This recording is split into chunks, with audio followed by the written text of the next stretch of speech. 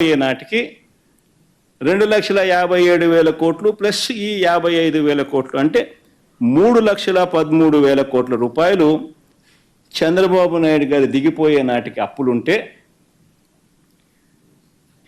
మా ప్రభుత్వం వచ్చేసరికి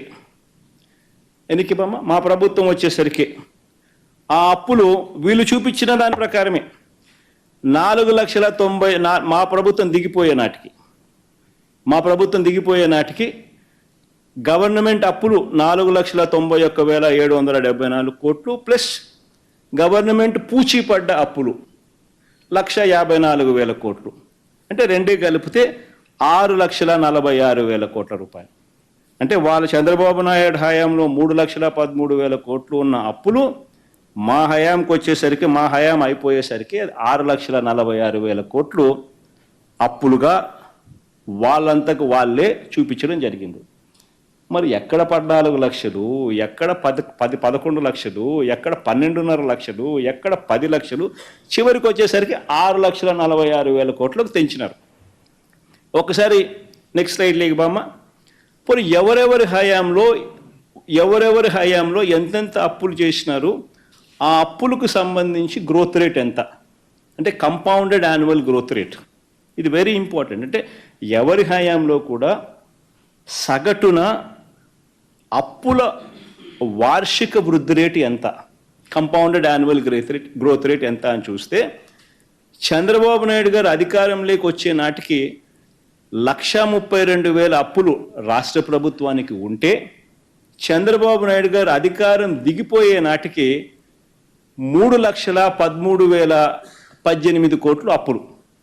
అంటే కంపౌండెడ్ యాన్యువల్ గ్రోత్ రేట్ అంటే వార్షిక అప్పుల సగటు వార్షిక వృద్ధి రేటు 19.54%.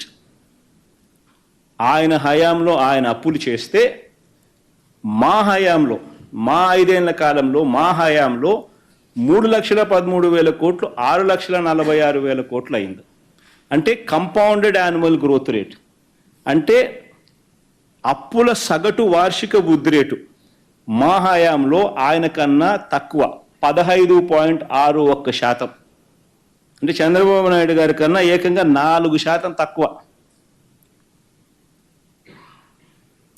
పోనీలేబ్బా అప్పులు అంటున్నారు కాబట్టి ఇంకా ఒక అడుగు ముందుకేద్దాం.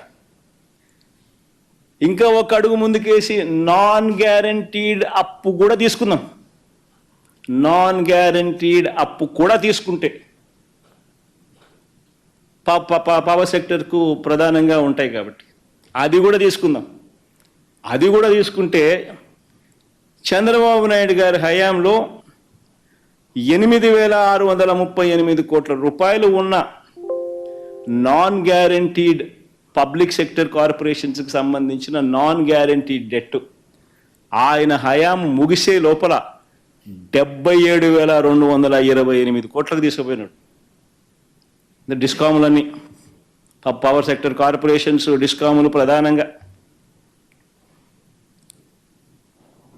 77,228 కోట్లు తీసుకుపోయాడు నాన్ గ్యారంటీడ్ డెట్. 54.98% పెరిగింది. మేము డిస్కాములను కాపాడడానికి public sector corporations non guaranteed liabilities అయినా కూడా దానిని తగ్గించే కార్యక్రమం మేము చేసినాం. మా హయాంలో 0.48% మైనస్. అంటే 77,000 కోట్లు ఉంటే దాన్ని 75,386 కోట్లకు తగ్గించడం పెరక్కపోగా.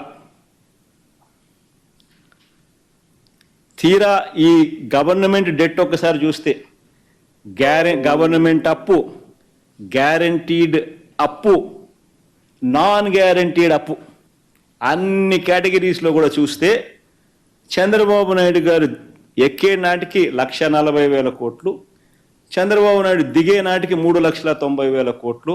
అంటే కంపౌండెడ్ యాన్యువల్ గ్రోత్ రేట్ 22.63%. మా హయాంలో 3,90,000 కోట్లు కాస్త 7,21,000 కోట్లు అయింది. అంటే కంపౌండెడ్ యాన్యువల్ గ్రోత్ రేట్ 13.57%. నిజంగా ఏదైనా అవార్డు ఏదైనా ఇవ్వాలనంటే వైఎస్ఆర్సీపీ ప్రభుత్వానికి పిలిచి అవార్డు ఇవ్వాలి వాస్తవం చెప్పాలంటే ఫైనాన్సెస్ ఇంత చక్కగా నడిపినందుకు.